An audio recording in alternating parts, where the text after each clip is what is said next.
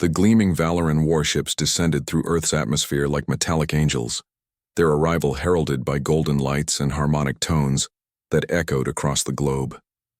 Humanity watched in collective awe as the first official contact with an alien civilization unfolded on international broadcasts.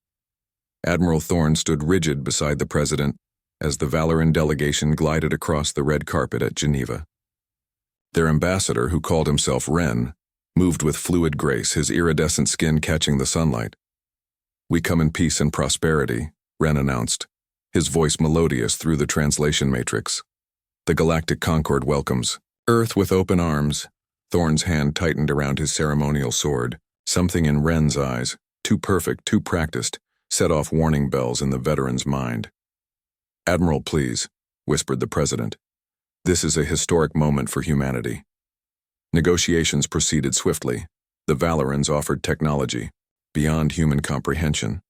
Clean energy, medical advances, faster than light travel. In exchange, they requested only modest mining rights on Earth's moon and outer planets. When the UN Security Council convened to ratify the agreement, Admiral Thorne stood alone in opposition. "Their generosity makes no evolutionary sense," he argued. "Advanced civilizations don't give away advantages without ensuring greater returns." The diplomats dismissed him as paranoid, a relic of Earth's violent past. Peace and prosperity awaited. The treaty was signed. Within months, Valoran cultural centers appeared in major cities. Humans flocked to learn from the advanced visitors. Earth's economy boomed as alien technology integrated into society. Admiral Thorne established a small monitoring station in the Alaskan wilderness, joined only by Lieutenant Reed and a handful of loyal officers who shared his suspicions. "Look at these readings," Reed said one night 6 months after first contact. "Power fluctuations from the Valoran embassy. They're transmitting something massive into deep space." Thorne nodded grimly, and their mining operations on Mars have expanded well beyond the treaty boundaries. When they presented their findings to the Joint Chiefs, they were relieved of duty. The world had moved on from military paranoia. Humanity embraced its cosmic neighbors. 1 year after first contact, Admiral Thorne was fishing in a remote lake when his emergency satellite phone buzzed. Reed's voice came through, breathless. "Sir, we've intercepted a transmission. The Valorans, they're not alone. Something is coming." 3 days later, the sky darkened, not with clouds, but with ships, hundreds of them, dwarfing the Elegant. Valoran vessels, angular, predatory craft that blotted out the sun over major cities. The Valoran cultural centers transformed overnight, their foundations expanding underground, becoming staging areas for the invaders. The newcomers called themselves the Krell, and unlike the Valorans, they made no pretense of peace.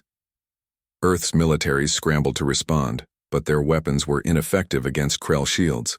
Cities fell in hours, millions died in the first wave. In the chaos, Admiral Thorne led a ragtag fleet of retrofitted naval vessels to a secret bunker beneath the Rocky Mountains.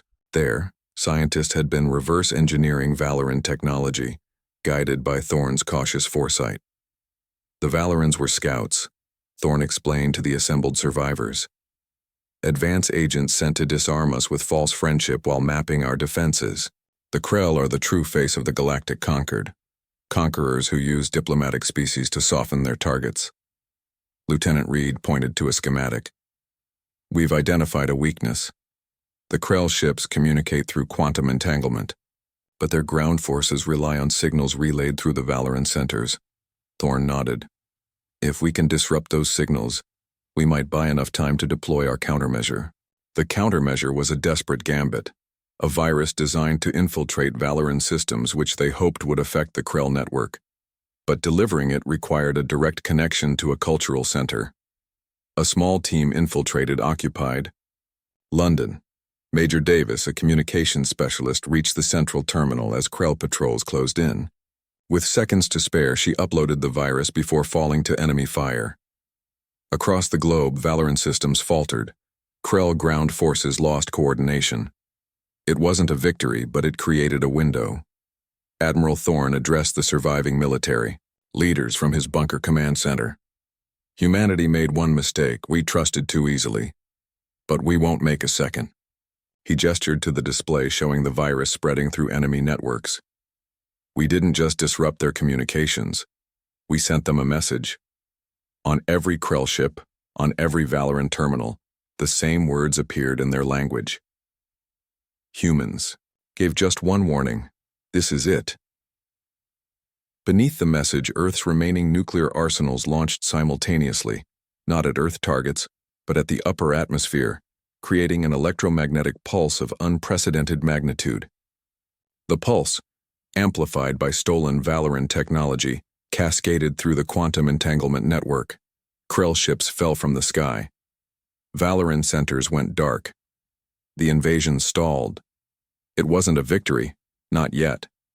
Billions had died, and Earth's civilization lay in ruins. But humanity had survived and, more importantly, learned. 5 years later, Admiral Thorne stood on the bridge of the ESS Reckoning, Earth's first true starship built from salvaged alien technology. Behind him, a fleet of 100 similar vessels, prepared for faster-than-light travel. Set course for the Galactic Concord, he commanded. Humanity is coming to collect its debt.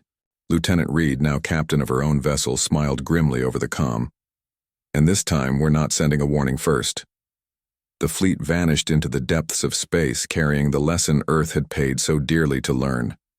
Trust must be earned, not given, and humanity's retribution would echo across the stars.